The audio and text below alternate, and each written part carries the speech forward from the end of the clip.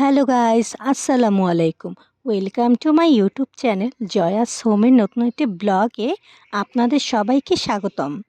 আজকে আমি সকাল সকাল উঠে পড়েছি, আর ঘুম থেকে উঠে মিষ্টি রোদ দেখলে মনটা খুব ভালো হয়ে যায়।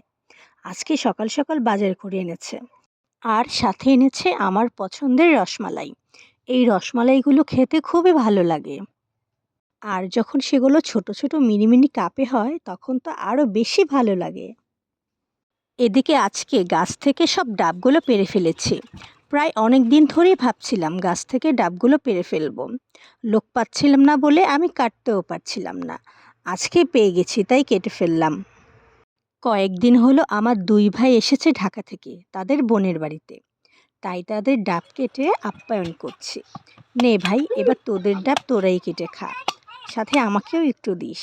তাই আমার ভাইকে দিয়ে দিলাম ডাব কাটতে, সে আমাকে সবগুলো ডাবগুলো কেটে দিয়েছে। এদিকে আমার ভাই ডাব কাটছে, আর আমি বসে আছি কখন ডাব কাটা শেষ হবে আর আমি সেই ডাবের পানিটুকু খাবো। ডাব কাটা প্রায় শেষ, কাঙ্ক্ষিত সময় চলেই আসলো। মগ হাতে নিয়ে বসেছিলাম অনেকক্ষণ, এই যে এখন কিন্তু মগে পানিটা ঢালছে। বেশ অনেকক্ষণ ওয়েট করার পর আমি এখন ফ্রেশ এক গ্লাস ডাবের পানি পাচ্ছি।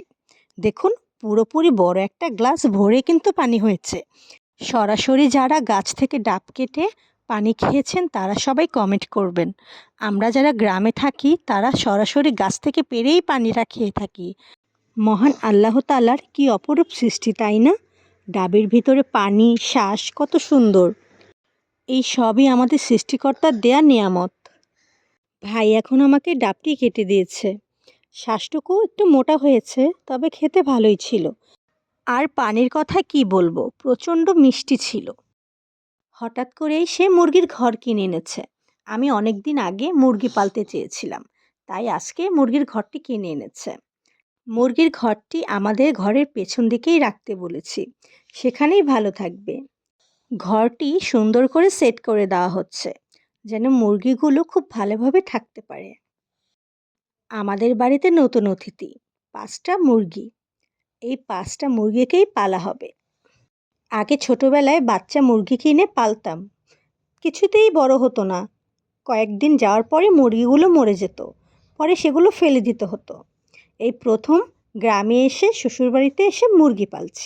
আমি অনেক খুশি, সাথে আমার 2 ছেলেও অনেক খুশি। এদিকে আমার ভাই আমার ছোট ছেলেকে ভয় দেখাচ্ছে মুরগি দিয়ে। মুরগিগুলোকে এখন খাঁচার ভিতরে ভরে দিচ্ছে, সকাল হলে তাদেরকে ছেড়ে দেওয়া হবে। আমি কিন্তু চুলায় তরকারি বসিয়ে এসেছিলাম।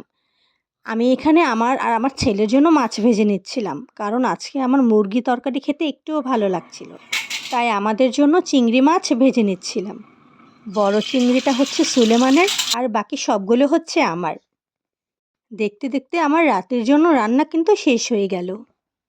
The next day. পরের দিন সকাল সকাল উঠে মুরগিকে একটু খেতে দিয়েছি, ঘরে থাকা চাল দিয়েছি। মুরগিগুলো এখন আস্তে আস্তে সবগুলো নেমে যাচ্ছে। আমি কিন্তু খুব এক্সাইটেড, কারণ আমার এই প্রথম মুরগি পালা। কি সুন্দর করে একটার পিছু পিছু বাকি সবগুলো নেমে যাচ্ছে দেখুন। আমার কিন্তু বেশ ভালোই লাগছে। যাক, সর্বশেষ মুরগিটাও নেমে গেল।